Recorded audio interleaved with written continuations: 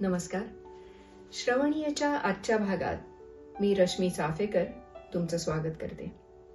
तुम्हा सर्वांना नवीन वर्षाच्या हार्दिक शुभेच्छा. श्रवणीयच्या आतापर्यंतच्या सत्रात मी तुमच्या समोर वेगवेगळे ऑडिओ सादर केलेले आहेत. माझं आजचं सादरीकरण हे थोडंसं वेगळं आहे. ते आहे व्हिडिओ स्वरूपात. मी आज तुमच्या समोर घेऊन आली आहे माझ्या सहजच ऐसे काही या पुस्तकातला एक लेख, ज्याचं नाव आहे छबी.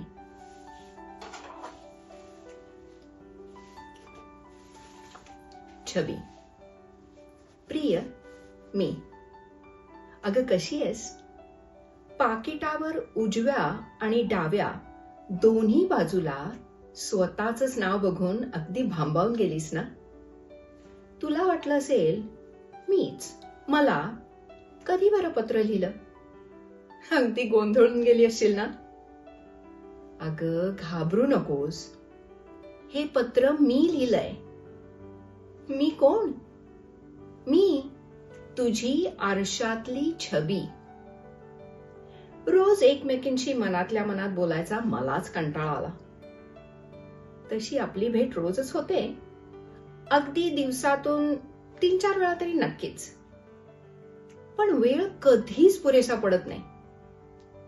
म्हणून म्हणलं की आपण आज पत्रच लिहावं. खरं म्हणजे मला टेक्नॉलॉजीचा उपयोग करून ईमेल वगैरे करता आलं असतं, पण मग विचार केला, जो बात खत में है वो ईमेल में कहा, आणि म्हणून हा सगळा खटाटो. मी तुला तुझ्या जन्मापासूनच ओळखते. तुझ्यात होणारे बदल मी सुद्धा अनुभवलेत ना. लहानपण, शाळा, कॉलेज, तेव्हाच्या गमती जमती, मग लग्नासाठी आई वडिलांनी केलेली धडपड. एक किती मजेशीर अनुभव आले होते नाही आपल्याला.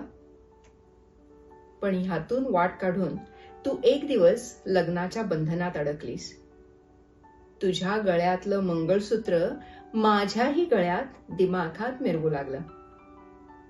आयुष्यात आलेली नवीन व्यक्ती, नवीन देश, नवीन विश्व, या सगळ्यात तू रममाण झालीस. मग मुलींचे जन्म, एक अत्यंत सुखद अनुभव. हे आपण केवढ्या बदललो होतो ना तेव्हा. हळूहळू तू संसारात गुरफटत गेलीस. तशा आपल्या भेटी होत होत्या, पण आता तुझ्या प्रायोरिटीज बदलल्या होत्या. मुलं आणि नवरा हेच तुझं विश्व बनलं. माझ्याकडे बघायला तुला वेळच नव्हता. पण असो, आता मुलं मोठी झाली आहेत, त्यामुळे तू हल्ली माझ्याकडे जास्त लक्ष द्यायला लागलेस. अगं त्यामुळे मी किती आनंदात असते हे तुला कसं सांगू. तू मला जशी ठेवतेस ना, ते मला फार आवडतं. आणि मला पण तुझ्याकडे बघताना एकदम छान वाटतं. तुला माझ्याकडे बघायला वेळ मिळतोय हे पाहून खूप बरं वाटतं. तू माझ्या चेहऱ्यावरचा हसू बघितला असेलच ना. मला अशीच हसत ठेव. आता तुझ्या आयुष्यातली नवीन इनिंग सुरू झालीय. त्यात मोकळा वेळ जरा जास्त मिळतोय. त्याचा भरपूर फायदा घे. अगं सतत काहीतरी काम करायलाच पाहिजे असा काही नियम नाहीये ना. जेव्हा तू शांतपणे बसून एखादा सिनेमा बघतेस किंवा टीव्हीवरचा शो बघतेस, तेव्हा बाप रे, अजून सगळी कामं व्हायची आहेत, या विचाराने गिल्टी वाटून घेऊ नकोस. कामं काय होतच असतात ग. आज नाही झाली तर उद्या होतील. पण आत्ता जो वेळ मिळालाय तो एन्जॉय कर. हा आयुष्यातलं मध्यंतर आहे असं समज, आणि सगळ्या गोष्टीत आनंद घेत राहा. तुला खरं सांगू का, मला तुझी एक गोष्ट ना खूप आवडते. ती म्हणजे तुझं हसणं. तुला खूप हसायला येतं. जेव्हा तू हसत असतेस ना, तेव्हा तुझं माझ्याकडे लक्ष नसतं, पण अति हसण्यामुळे डोळ्यात आलेलं पाणी पुसताना तुझी होणारी तारांबळ, पोटावर हात ठेवून पोट दुखतंय हे सांगण्याचा प्रयत्न करणं, हे सगळं मी हळूच कुठून तरी बघत असते आणि खूप खुश होऊन जाते. ह्या तुझ्या हसण्यामुळेच मी एवढी यंग राहू शकते.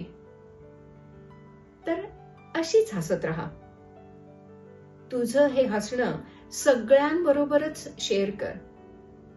खरं म्हणजे मी असं म्हणायला पाहिजे की हे तुझं निखळ हसणं त्यांनाही बघू दे आणि त्यांनाही हसू दे.